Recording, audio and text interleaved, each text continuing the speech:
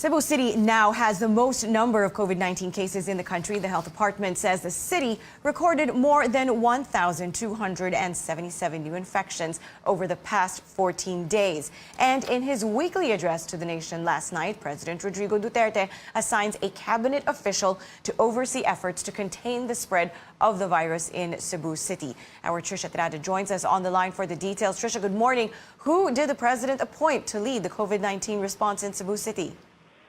Yes, Ria, good morning. Environment Secretary Roy Simatu has a new task on top of his cabinet work.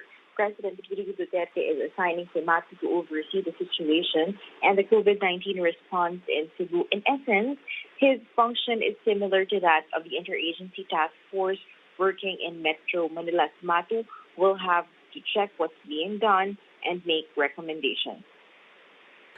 So, kayong mga taga Cebu, it's not that I do not trust your capability, but rather I said it's the penchant to go into a sort of a yung sisihan nga, tapos nobody would answer for anything. I must have the picture of how grave the situation is or the situations are, and malaman ko na may bawaan ako nga naanay taong nagpalihok anang sa Cebu. Kaysa Cebu na ay daghang pasangil, na ay pasangil nga tao, na ay dili gusto, na ay silusay muna. So, that's the problem there. Pero wala ko tunong nga tao. I'm just sad that Cebu has to undergo that kind of painful situation now. President Duterte says he wants an operation center in Cebu. The president also points out the implementation of lockdowns must be uniformed and must be implemented by the police. Kumana man ko sa inyo. Pag-abot na ako sa inyo, prangkahan ta mag-usap. Gaya mag-ulo eh. Ayaw ko kasi sabi ko kay Bong, kanina kay Bong, sa mga isulti ba na ako? Dili man good na karon lang. This is not the first time.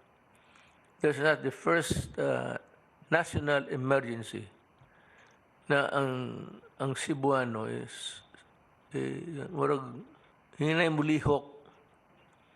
Mulihok pa mag-yaw-yaw pa kay Cebuano suburbio. The president says he is aware that despite strict orders to stay at home, people in Cebu roamed around in their motorcycles. Ria?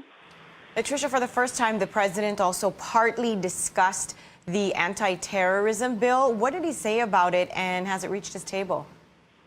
President Duterte says his legal team is still reviewing the anti-terrorism bill, although he didn't specify timelines or speak about signing it.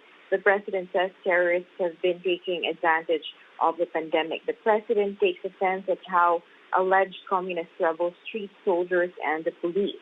President Duterte says NPA prisoners were unharmed in Mindanao under his watch. Mr. Duterte says he has to do his duty now as president to protect the country's democratic values. But the president also bears how the communists collect taxes from private entities. Ang pera dito hinuhulog sa Maynila sa bank account ng NDF, of course, under fictitious name.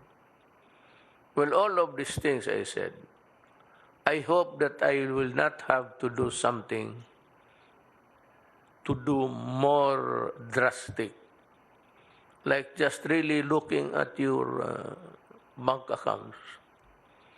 Marami namin yung movements ng pera eh. Marami, yung central bank pa iyo. Magdaya nga sa aking kayo pa. But ang akin kasi kay kaibigan tayo, ang gusto kong sabihin sa inyo, wag na sana tayo umabot sa yung that I have to kill you. Kung wala nang iba. You really want to heal it? Sabi na, huwag mo nang hintayin na